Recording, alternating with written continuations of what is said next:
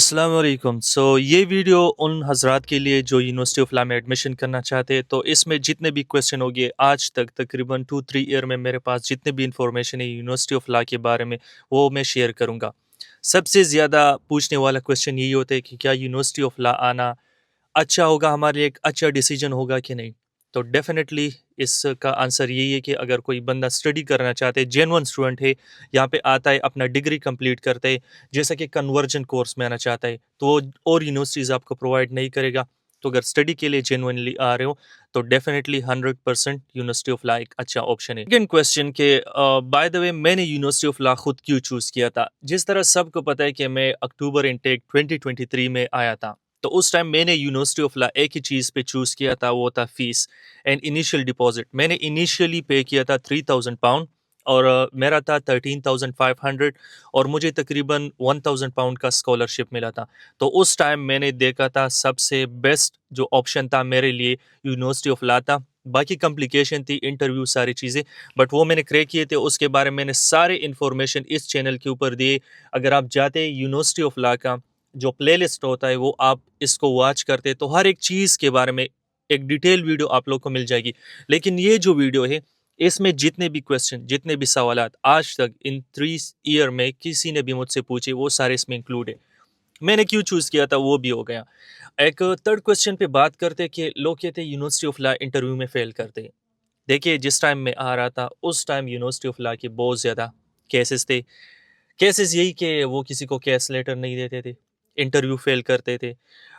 बहुत सारी चीज़ें किसी से पैसे लेकर मतलब फिर बाद में केस नहीं देना, बाद में स्टूडेंट को डीरजिस्टर्ड करना, ये सारी चीज़ें चैलेंजेस हर एक यूनिवर्सिटीज़ में है, होते भी है, अभी भी है, अभी काफ़ी ज़्यादा है। अभी यूनिवर्सिटीज़ का जो हिसाब है, इंटरव्यू, सारी चीज़ें एक जैसे ही है, सेम टू सेम। हर एक यूनिवर्सिटी में जितने भी यूके की यूनिवर्सिटीज़ है सारों का कंप्लायंस जो प्रोसेस है वो सेम टू सेम है। सब यूनिवर्सिटीज़ का एक ही सिस्टम है, एक ही प्रोटोकॉल है, एक ही कंप्लायंस इंटरव्यू प्रोसेस है, तो इसमें कोई मसला नहीं।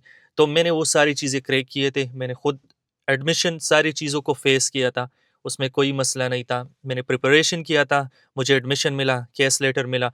हाँ, ये है कि थोड़ा मतलब कॉम्प्लिकेशन है उसमें, वो इतना ईज़िली स्टूडेंट को केस लेटर नहीं देते। लेकिन अगर आप जेन्युइन स्टूडेंट हैं, स्टडी करने के लिए आ रहे, तो 100%। और कोई भी मुझसे ये ना पूछे कि भाई मैं जब यहाँ पे आऊँगा क्लासेस नहीं लूँगा, फ़ीस नहीं करूँगा, असाइलम करूँगा। अगर इस तरह के क्वेश्चन आप लोग किए, तो मैं रिकमेंड नहीं करूँगा, अपने पैसे ख़राब ना करें। अगर आप चाहते हैं कि आप डिग्री करें, एजुकेशन हासिल करें, यूनिवर्सिटी के क्लासेस अटेंड करें, फिर वेलकम। अगर ये नहीं करना चाहते, तो नेवर। बाकी फ़ीस के हवाले से मैं बताता हूँ कि फ़ीस के हवाले से यूनिवर्सिटी का उस टाइम एनरोलमेंट फ़ीस जो होता था वो जब स्टूडेंट यूके आता था उसके 1 हफ़्ते बाद पे करना होता था। उस टाइम कोई कंप्रोमाइज़ नहीं था, एनरोलमेंट आपको पे करना ही होता था।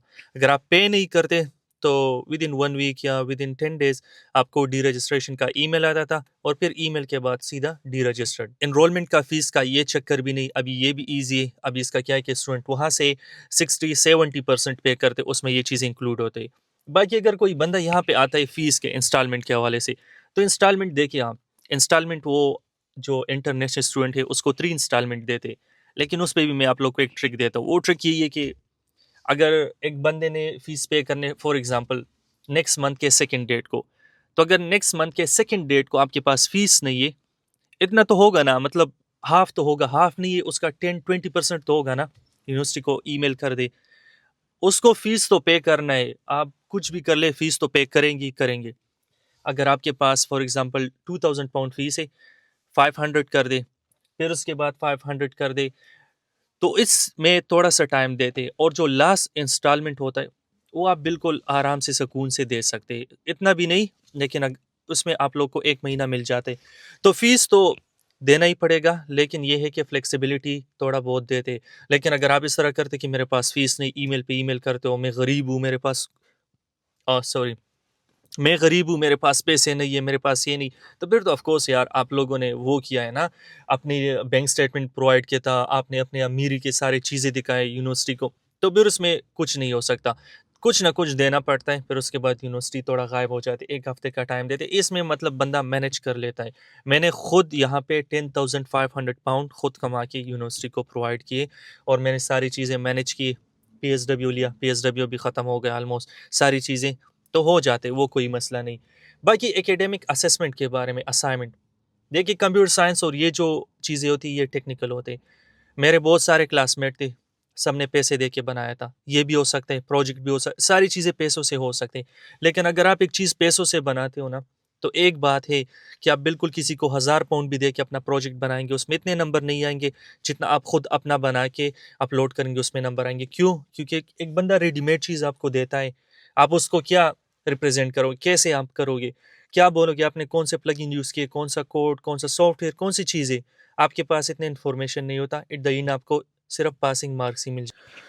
तो moral of the story, assignment खुद करते, पैसे भी बच जाएंगे। कल किसी जॉब के लिए जाते हैं तो आप वहाँ पे ये भी कह सकते हैं मेरे पास ये स्किल है, मैंने डिग्री खुद कंप्लीट किया था, मेरे ये एक्सटेंशन में आया डिग्री, अच्छे ग्रेड भी होंगे। अगर किसी और से करते पैसे भी ज़ाया होंगे, फिर एट द एंड पे ये होगा कि अपने प्रोजेक्ट को खुद डिफेंड भी नहीं कर सकेंगे। अगर टीचर कुछ पूछेगा तो क्या बोलेंगे।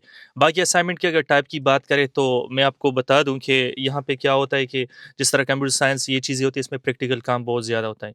दूसरे अगर डिग्रीज हो गए, प्रोजेक्ट मैनेजमेंट, इस तरह की बिजनेस, सारी चीज़ें, उसमें ये होता है कि असाइनमेंट टाइप होते, असाइनमेंट आप बनाते, अपलोड करते, उसका रिजल्ट आते। ये सिंपल प्रोसेस है। इसके बारे भी मैंने वीडियो बनाए हैं, आप प्लेलिस्ट में देख सकते। बाकी इसमें ये सारी चीज़ें हो गई। यूनिवर्सिटी मैंने बताया कि यूनिवर्सिटी ये भी अच्छी है, यूनिवर्सिटी की फैसिलिटीज़ सारी चीज़ें हैं। इसके ब्रांच बहुत ज़्यादा है। लंदन में अगर आप आ रहे हैं तो लंदन सबको पता है, यहाँ पे एक बिल्डिंग मिलेगा, मोरगेट है, ब्लूम्सबरी है, ब्लूम्सबरी में मैंने खुद स्टडी किया था। बाकी Birmingham, Manchester, all over the UK इसकी ब्रांचेस है। लॉ के लिए मशहूर है, अभी business, computer science, cyber security, बहुत सारे कोर्सेज हैं।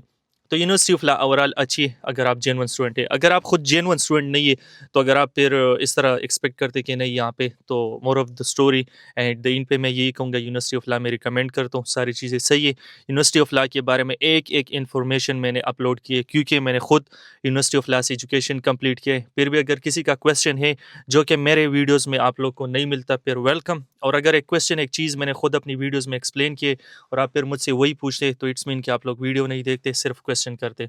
So make sure to subscribe my YouTube channel. See you in the next video. Take care. Allah Hafiz. Bye.